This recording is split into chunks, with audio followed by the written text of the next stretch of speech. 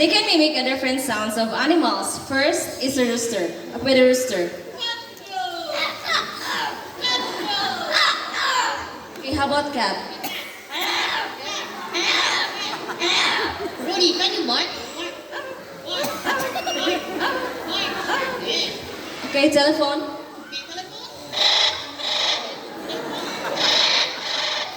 And the last one is whistle.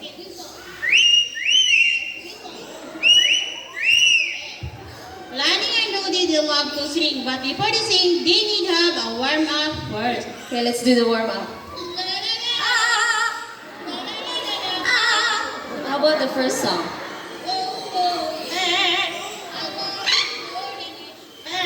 Okay, again.